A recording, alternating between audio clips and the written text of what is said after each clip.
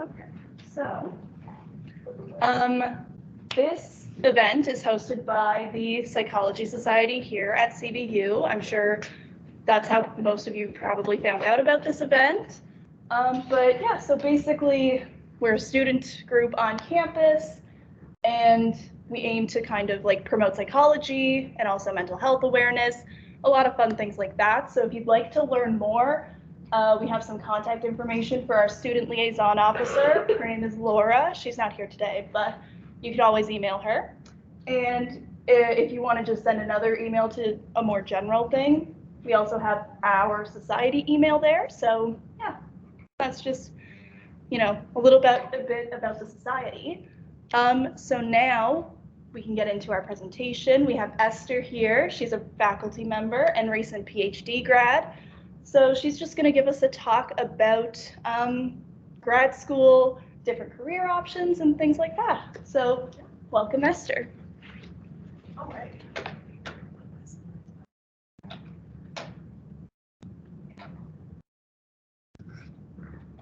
All right, yes, hello. I'm Esther, or Dr. Esther Salmaniw, and I teach positive psych and community psych both online here at CBU. I've taught here for like 3 semesters now, so 1 full calendar year. But I'll tell you more about me as we go along as well. So in this little talk, what I'd like to talk about is I'll talk about a little bit about my journey, who I am, how I got here, why I'm talking to you, all of that. I'd like to talk more generally as well about grad school, academia versus non-academia for when you're in grad school and also outside of grad school. And also I'm going to bring to you, instead of just talking broadly about what you could potentially do, which I find slightly less helpful, I'm going to talk about all of that via some career examples. So I'm going to talk about some of my colleagues and friends who are either recent grads or just about to graduate, who have interesting careers using psychology or in relevant fields. So you can kind of get an idea of what like real life people are actually doing with an education in psychology. And then at the end, I'd like to have a little time for some question and answers.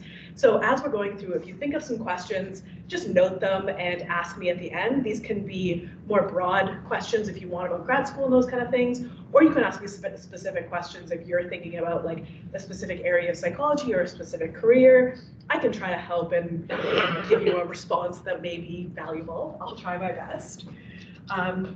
But so first I'm going to launch into talking a little bit about my journey in psychology and as a person, I guess. So how I got here.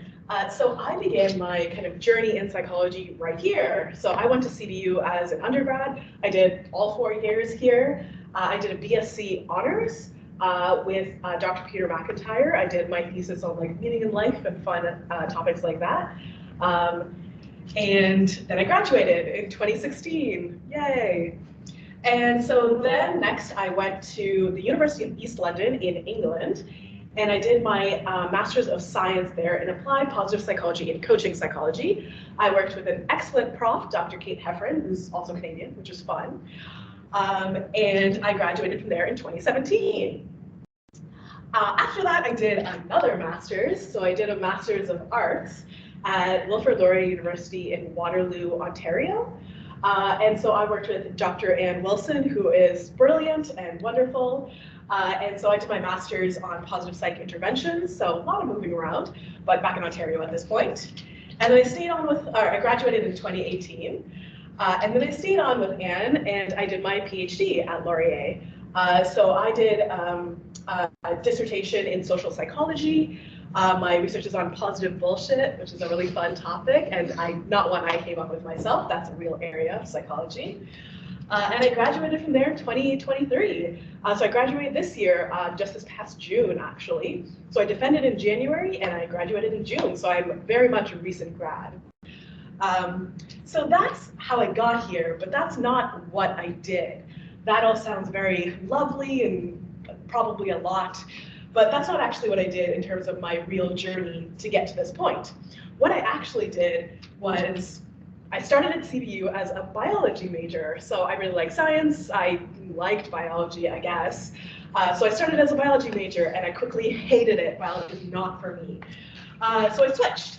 I really like psychology. I took Intro to Psych in my first year and I really, really loved it. So I was like, cool, this is fun. Let's roll with this. I took positive psychology in my third year with Dr. Peter McIntyre, and I really loved it. I thought it was an excellent course. The topic was super cool. I was really just into it.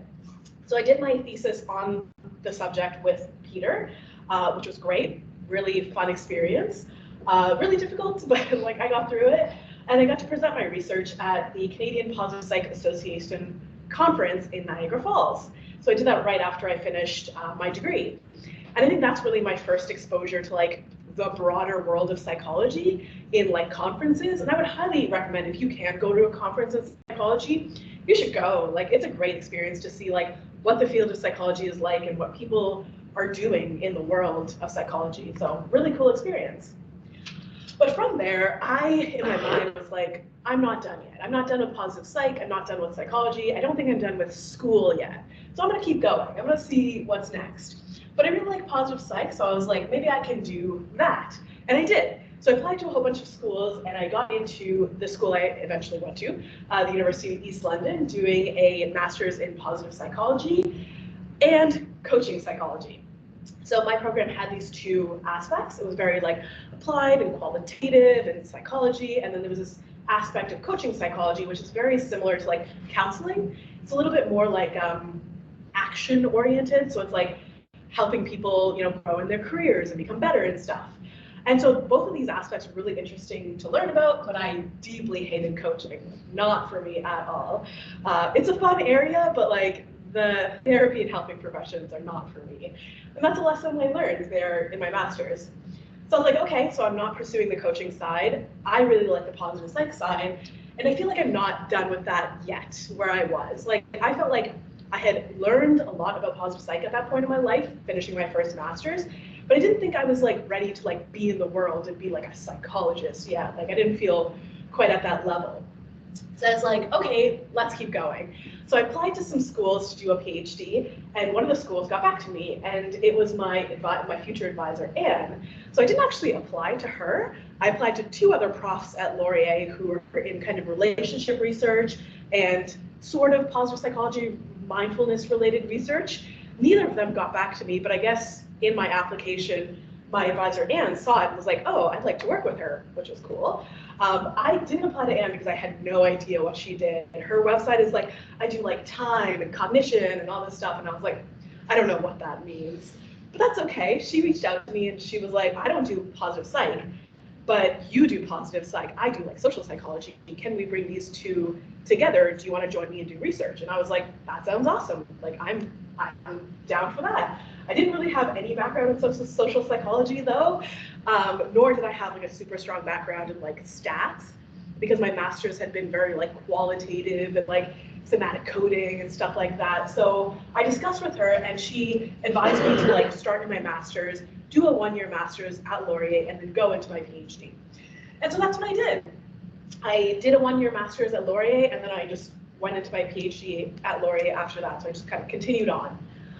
So in my time at Laurier, which was like 6 years, so I did a one-year master's and then I did 4.5-ish, 5-ish years of my PhD because COVID was right in the middle of that. So we'll talk about that too. And in that time, I did a lot. So I did a PhD, I did, you know, school and all that kind of thing, but I was always from the very start, like, I'm not going into academia. I'm not going to be a professor, which is kind of funny now. But I really want to go into like industry. I want to do stuff. I want to work with companies.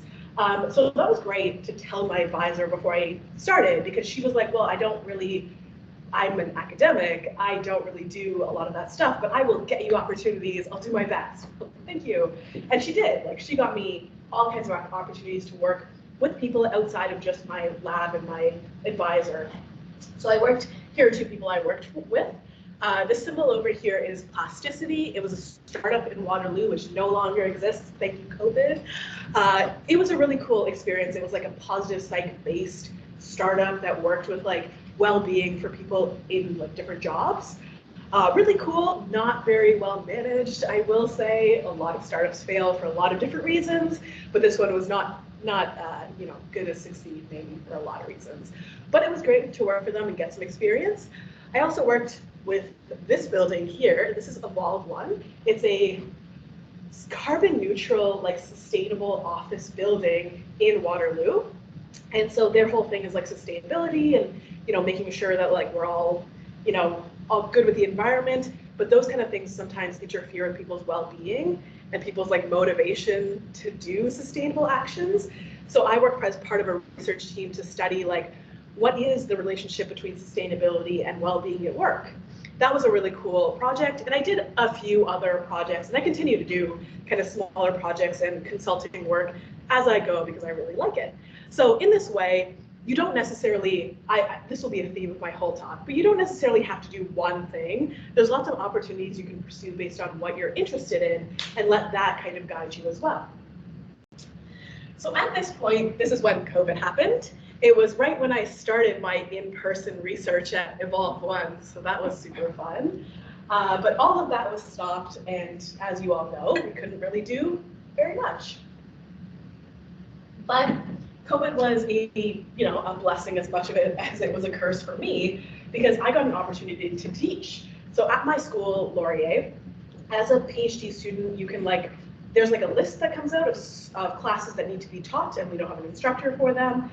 Coincidentally, the instructor for Positive Psych had just gone to a different university. He was great. He was on my defense committee as well, but he left. So I was like, I'd like to teach that course, and they let me. So I taught an online course, positive psychology course, when I was in my third-ish year at Laurier, and this was during COVID, and I really loved it. I love teaching online.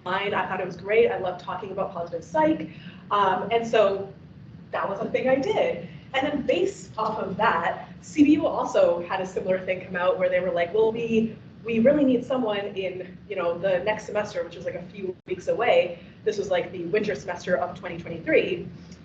In December, Heather was like, we need someone to teach positive psych who has some background in it and is available. And I was like, I have all those things.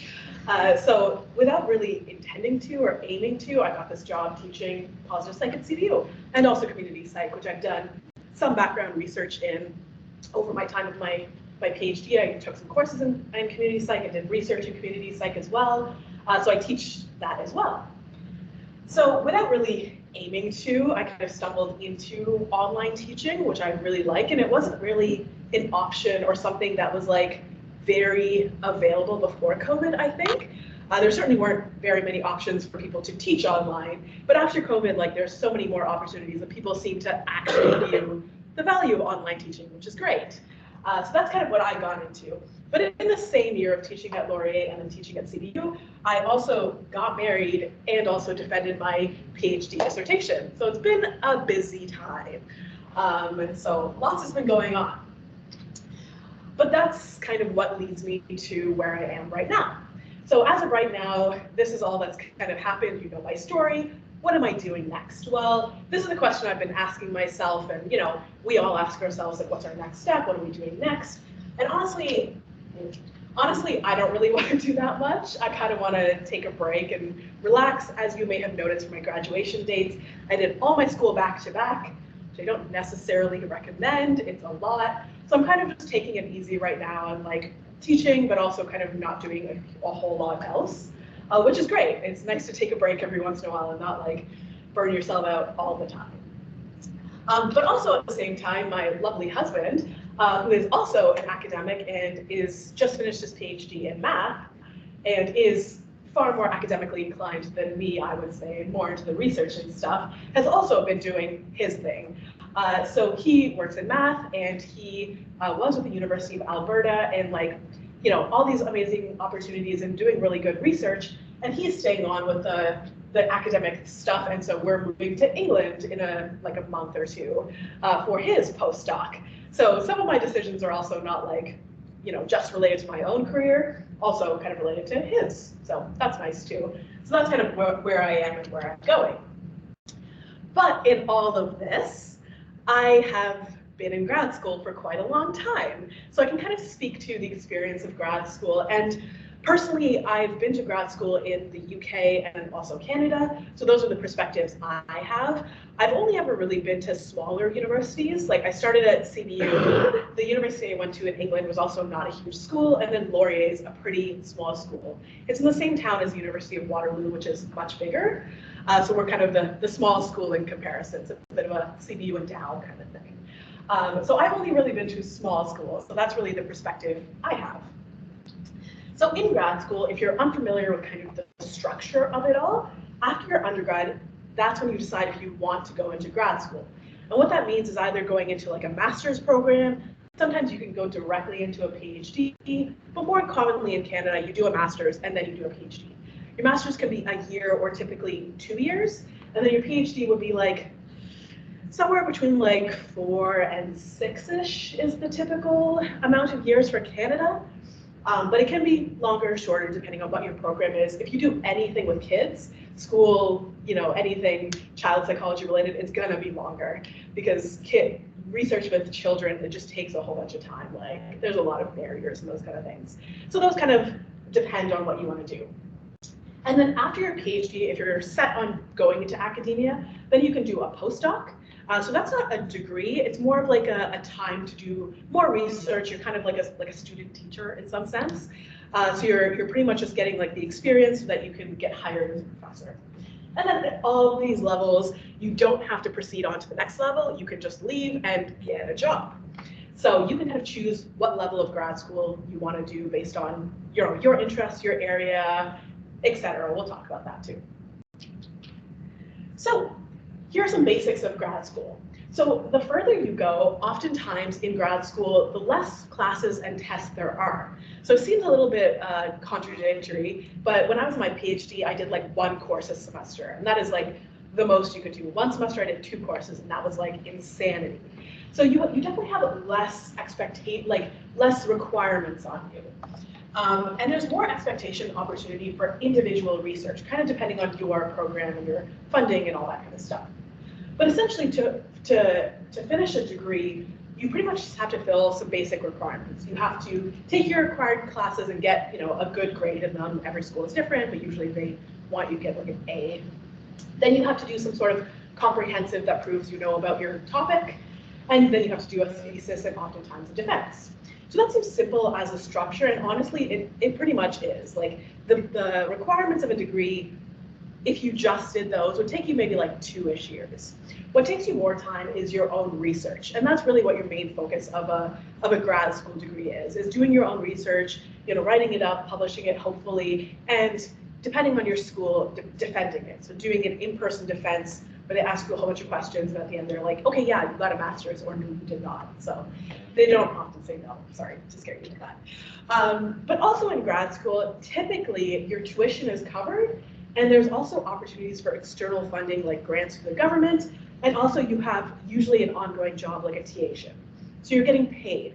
Oftentimes you don't have to pay to go to grad school, you get paid to go to grad school. Of course, that depends on your school, your situation. Every school is different. The bigger schools definitely have more money than the smaller schools. But if you swing it right, you get paid to go to grad school, which is nice. So aside from that, I do have some general tips about grad school, which is to apply to many, communicate with your potential advisors as well, send them an email if you're interested in going. Have an area or research topic in mind, and get to know your advisor, because that relationship between you and your advisor is kind of the most defining part of grad school, I would say. So that's the thing to focus on if you're looking at grad school. Look at potential advisors, look who's in a department, who's doing what research. Is there someone you would fit with? If so, that's a great place to start. So aside from that, I have a whole bunch of other tips that luck is part of it. You have to kind of enjoy research if you want to go into grad school in psychology, unfortunately. And you have to, I would recommend having an idea of where you'd like to go. So we'll talk about that in a minute. So when I say know where you'd like to go, there's a few different areas you can go into, both when you're in grad school, but especially when you're outside of grad school and getting a job. And this is where academia versus non-academia comes in. So after you finish grad school, when you're contemplating careers, or even after you finish undergrad, there's a few different pathways you can take. You You can go into academia, you can go into industry, or you can go into government or nonprofit. These categories are entirely my own perspective. This is how I've chosen to classify them based on what I see as being kind of the major pathways people choose when they're looking at jobs. So we're going to talk about each of these in turn. So when I talk about these, I'm going to give you some examples of careers so you can understand what I mean by these words. And all my examples are from LinkedIn, so it's publicly available information, so I'm not giving away any secrets. But first to begin, the first pathway I'm going to talk about is academia. And so that's like your typical, what do you do with a PhD? You become a professor, that kind of pathway. So this usually involves teaching or some kind of research, maybe a combination of both, usually with an institution. So Canada, that's most likely going to look like a university, but especially in America, you can do teaching, you can do research with private companies. Usually you would need like a PhD or a postdoc to be in academia, but not necessarily. And I would say you generally have to, engage with the academic system. So that involves like publishing, moving around is a huge part of it too, going where the opportunity is. So to give an example, first is me, hello. I would say I sit in the academia category pretty well, but I also do industry work. So I'm a prof at CBU, that's an academic career job. But I also do kind of other work, consulting and contract work, which is more industry. We'll talk about that in a minute. But to give an example of someone who I would say is purely academia is my colleague, Victoria. And so she does political psych research. And so what she's doing right now is pursuing a postdoc. So this is after your PhD, and you usually go into a postdoc because you have the intention to become a prof. You want to go and get that tenure track position, all that kind of stuff. So that is one option to go in that pathway. That's a lot of school, I'll be honest. So you can see from Victoria's example, she did a BA, she did an MA, she did her PhD, and now she's doing a postdoc. So that's all before getting hired as a professor. So that's years and years and years of work. But that's a very, I think, traditional academic trajectory, I would say. Another person who is in academia but has a bit of a different trajectory is Alex, my friend Alex, who also is in academia, but after finishing her PhD, got a job as a professor at a college. So she only does teaching. She didn't do a postdoc or anything. So that's another option if you're someone who wants to go into academia, but doesn't want to do the whole postdoc, hiring, tenure track kind of lifestyle. That's another option.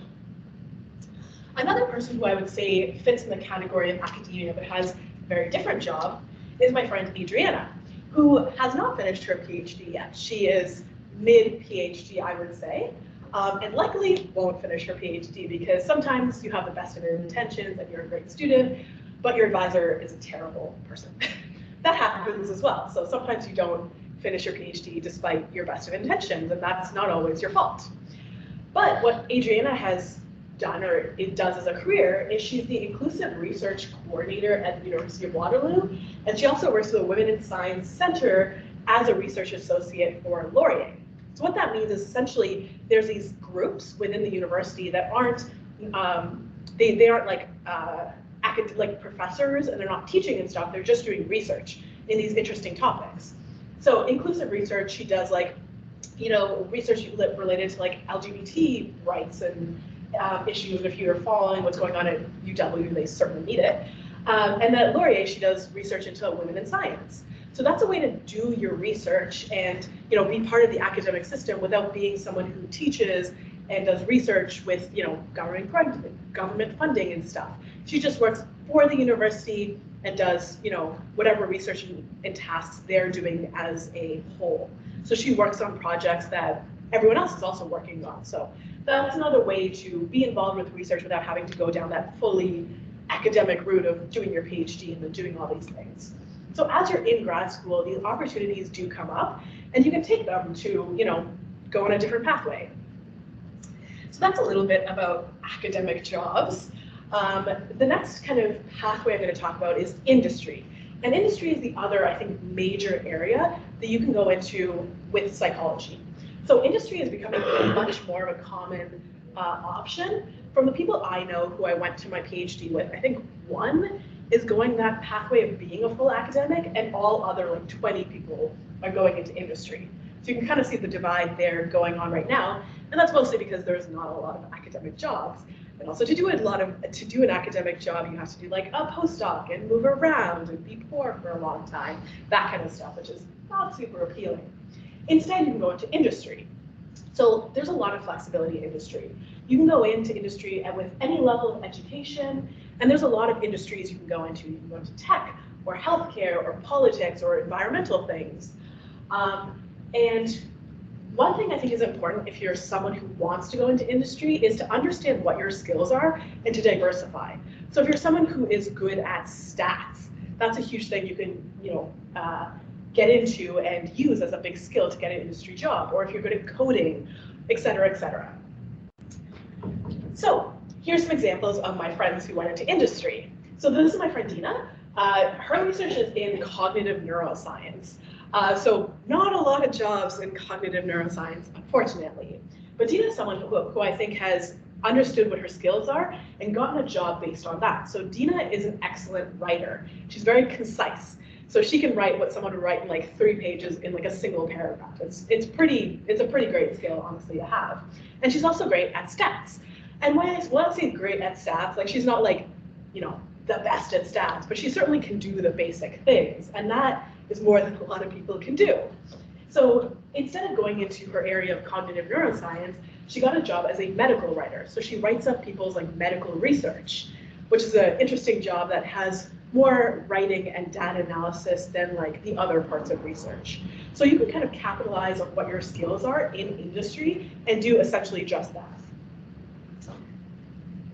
So another example of a person who did this is my friend Sara, who did do her PhD as well in social psychology, and then went into just pure data analysis. So Sara is someone who is really good at stats and data analysis and pursued a job essentially just in that, which is great if you're someone who likes stats. Another person is Jasmine, who finished grad school after her master's. And she went into UX, which is a very common career for psychology people now, which is user experience. So this is in like the tech sector. And so user experience is like if you open like Snapchat and what you see there is designed by user experience people. And I say Snapchat because Snapchat does hire a lot of psychologists. I know that for a fact. So a lot of these companies, Instagram, Facebook, all these social medias, but outside of that too, any app you use, they hire people to design that user experience. And a background in psychology is very helpful for that. So that's what Jasmine has done. She kind of just got a job as a UX person and worked her way up, and that's what she's doing.